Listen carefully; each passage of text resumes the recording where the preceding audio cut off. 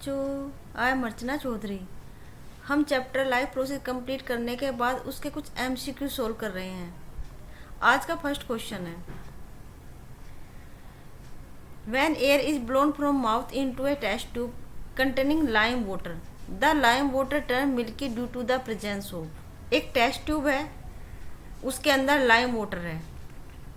जब हम इसके अंदर एयर फूंकते हैं तो जो वाटर है, लाइम वाटर है, वो मिल्की हो जाता है, दूधिया हो जाता है। क्यों?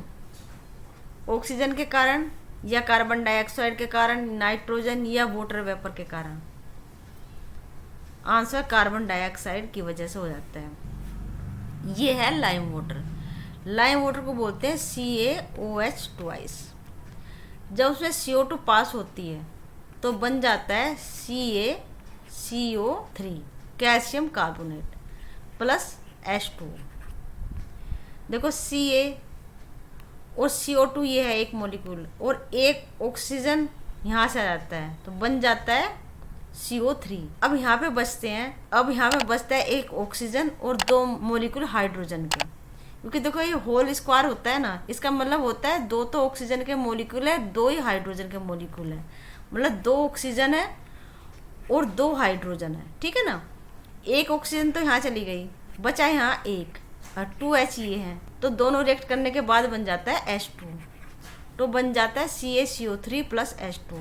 CaCO3 कैल्शियम कार्बोनेट की वजह से जो लाइम वाटर है वो मिल्की हो जाता है, मिल्की हो जाता है। Question 2, the correct sequence of anaerobic respiration in yeast is. जो ईस्ट है उसमें जब एन एरोबिक रिएक्शन होती है तो क्या बनता है? ग्लूकोज साइटोप्लाज्म में पायरुवेट बन जाता है, में ग्लूकोज से पायरुविक एसिड बन जाता है, फिर माइटोकॉन्ड्रिया में जाने के बाद वो बन जाता है इथेनॉल प्लस कार्बन डाइऑक्साइड। ये ठीक है। या बी, ग्लूकोज साइटोप्लाज्म में पायरुविक एसिड बनता है, फिर साइटोप्लाज्म में लैक्टिक एसिड बन जाती है। सी ऑप्शन है, ग्लूकोज साइटोप्लाज्म में पायरुवेट बन जाता है और माइटोकॉन्ड्रिया में लैक्टिक एसिड बनता है। ग्लूकोज साइटोप्लाज्म में पायरुवेट बनता है या पायरुविक एसिड, और साइटोप्लाज्म में फिर इथेनॉल एंड कार्बन डाइऑक्साइड बनता है। तो ठीक क्या है? ग्लूकोज साइटोप्लाज्म में पायरुविक एसिड बनता है और साइटोप्लाज्म में ही इथेनॉल प्लस कार्बन डाइऑक्साइड बनता है। माइटोकॉन्ड्रिया में जब ऑक्सीजन अवेलेबल होता है तो एरोबिक रेस्पिरेशन होता है। लेकिन ईस्ट तो वैसे भी यूनिसेलुलर ऑर्गेनिज्म है, फंगाई है, इसे माइटोकॉन्ड्रिया मिलती ही नहीं है, ठीक है। तो साइटोप्लाज्म में ही वो पायरुविक एसिड बनता है। ये जो रिएक्शन होती है ना यहाँ तक, ये सभी में होती है, चाहे वो एनारोबिक हो या वो एरोबिक हो। तो ये तो सेम ही है, ठीक है ना। पायरुविक एसिड बन रहा है या पायरुवेट बन रहा है, क्योंकि माइटोकॉन्ड्रिया तो इसके पास है ही नहीं, और ये एनएरोबिक रेस्पिरेशन करता है।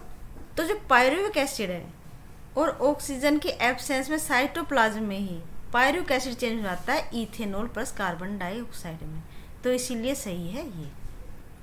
Question 3, which of the following statement is और are true about respiration? During inhalation ribs move inward and diaphragm is raised. B option, in the alveoli exchange of gases takes place, यानी oxygen from alveolar are diffuse into blood and carbon dioxide from blood into alveolar air. C, haemoglobin has greater affinity for carbon dioxide and then oxygen. D, alveoli increase surface area for exchange of gases. इनमें से कौन से option ठीक है? पहला है, during inhalation rib move inward and diaphragm is raised. ये होता है सिंपल इनहेलेशन और एक्सहेलेशन में, जबकि इनहेलेशन में रिब्स मूव आउटवर्ड। इस तरह से जब रिब्स आउटवर्ड होती है तो इसका वॉल्यूम बढ़ जाता है। वॉल्यूम बढ़ने की वजह से अंदर जो है एयर का प्रेशर कम हो जाता है, जिसकी वजह से एयर अंदर जाती है। और जो डायफ्राम है ये नीचे आता है, मतलब ये डायफ्राम है ये वाला, ठीक है, ये तो नीचे आता है ऐसे ऐसे। और ये रिब्स होती हैं, ये रिब्स है, केज टाइप स्ट्रक्चर, ये रिब्स है, ये रिब्स आ जाती है बाहर की साइड ऐसे। तो दोनों तरफ से एरिया बढ़ रहा है। इधर तो ये डायफ्राम नीचे आ गया है और रिब्स इधर आ गई हैं, तो ये एरिया बढ़ रहा है, मतलब इसके अंदर प्रेशर कम हो गया। प्रेशर कम होने की वजह से एयर अंदर चली जाती है, ठीक है। और एक्सहेलेशन में जब मतलब बाहर हवा निकलनी होती है, वो कब निकलेगी? जब रिब्स अंदर के साइड हो जाएंगे और जो डायफ्राम है ये डोम शेप हो जाएगा। डोम शेप मतलब इस तरह से, तो एरिया कम हो गया, मतलब ऐसे भी हो गया और ऐसे रिब्स आ गए अंदर, ऐसे रिब्स जो है ऐसे आ गई इस तरीके से। पहले तो यहाँ तक थी ना, और अब अंदर ऐसे आ गई, मतलब ये एरिया कम हो गया। तो एरिया कम होने की वजह से एयर तो वो बाहर आ जाएगी, ठीक है। तो इसको कहते हैं एक्सहेलेशन और इसको कहते हैं इनहेलेशन। इनहेलेशन में रिब्स बाहर आ जाती हैं और डायफ्राम कॉन्ट्रैक्ट हो जाता है, ये रिलैक्स है। जब रिलैक्स होता है तो डोम से हो जाता है, ये कॉन्ट्रैक्ट हो जाता है, तो एरिया दोनों तरफ से बढ़ गया।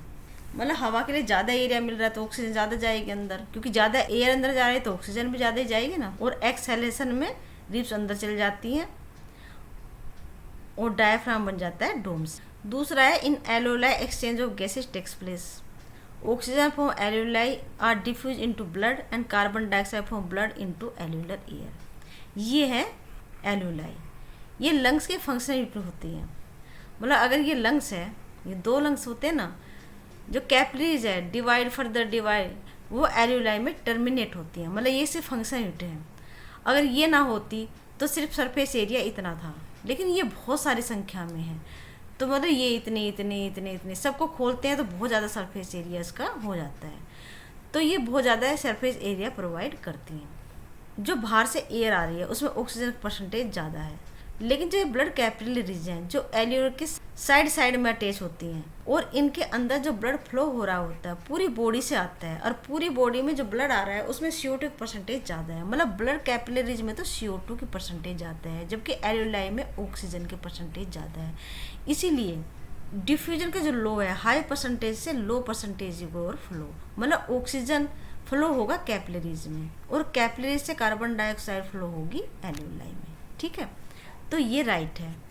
फिर है haemoglobin has great affinity for carbon dioxide into oxygen. नहीं, जो हीमोग्लोबिन है उसकी एफिनिटी ज़्यादा ऑक्सीजन से होती है, तो इसका मतलब ये तो गलत है, ये भी गलत है ना। तो alveoli increase surface area for exchange of gas, ये हमने अभी देखा कि एल्वेओलाई जो है एरिया को इंक्रीज करती है, तो ये भी ठीक है। तो कौन से ऑप्शन ठीक हुए? A and D। D तो ठीक है लेकिन A गलत है। दूसरा ऑप्शन है B एंड C। B तो ठीक है लेकिन C गलत है। फिर है option third C and A। C मतलब हीमोग्लोबिन ये और ये A गलत है। फिर ऑप्शन 4 B एंड D।